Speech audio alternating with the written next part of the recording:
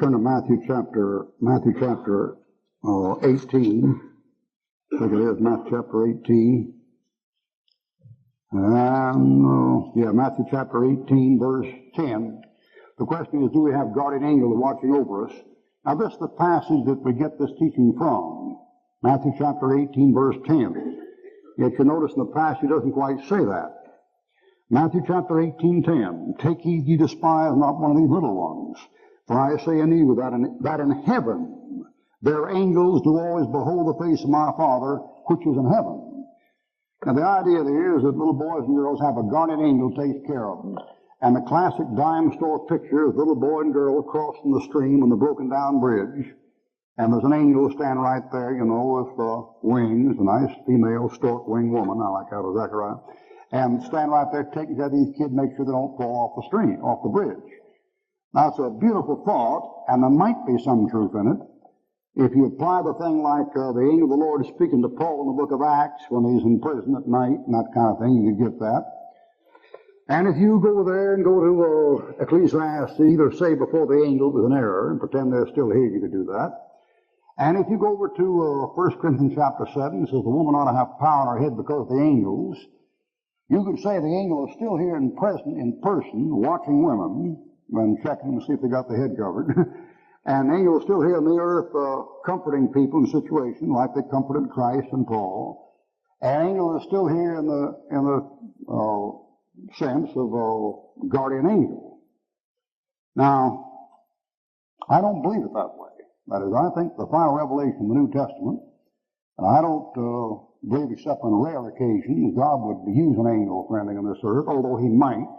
I couldn't deny it. And I couldn't teach doctrinally there weren't any angels here. However, if I understand the New Testament, if they're here, they're very confined, their activities. And I'll give you two examples of cases where I thought maybe something intervened, but then again, whether it was an angel or just the Lord. But have any of you ever had what they call a traumatic experience? Have any of you ever been real close to death? Real close, just a real close shave. And notice how right in there's a kind of a vacuum right in there, right at the point where something kind of just, the time spreads out.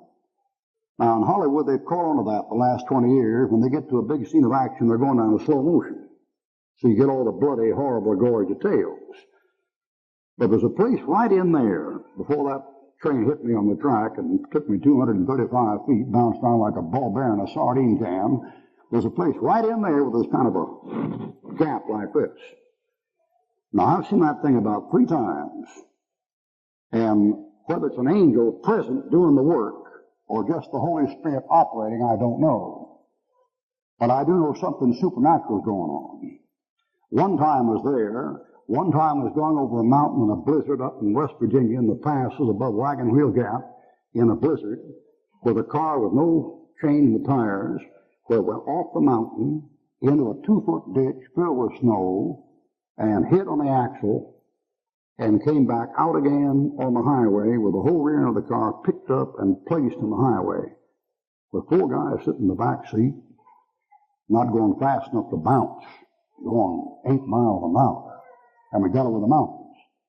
On another occasion, I was coming around in a car coming across a bridge in Alabama, the country road at about 35, and a bunch of colored fellows came around the corner in the cornfield. I couldn't see them, the same bridge at about 40, and we met on the bridge, and the bridge was a 1-track bridge made for 1 car. And got as far as I could, thought sure I had a wheel hanging over, and went by, and they went by, the faces just, like that, and went on down the road, and I went on down the road, and then I turned around and stopped and went back. Because I said to myself, that bridge is not big enough for 2 cars. And I went back and looked at it and measured. It wasn't. 2 cars couldn't have passed on there. The only 2 cars could have passed on there would be both the outside wheel would be that far off that bridge, going over that thing. Well, the outside car, the inside or outside car swinging might have got 1 set over, but not 2 sets. Somebody taking care of me. Now, folks say guardian angel. I couldn't prove a guardian angel or not a guardian angel. But the passage you just read doesn't say the angel's here with you. The passage you read said a little old boy or girl down here has something up there in heaven that represents them, and that child's appearance up there is always in the presence of the Father. And I'm not going long, thing. We've got to wind up here, but I'll put it on you if you want to spend some time in Daniel. In Daniel, a government down here has a representative up there, and a power down here has a principality up there. Everything down here has a pattern up there, and it's like the Lord didn't have to even bend over to see what's going on. The whole thing's right in front of him. You have angel of churches. A local church down here has an appearance up there. And if you remember that the word angel means an appearance instead of a messenger, you'll get it much better. And evidently the Lord has those appearances in heaven of children, and that's what it's a reference to.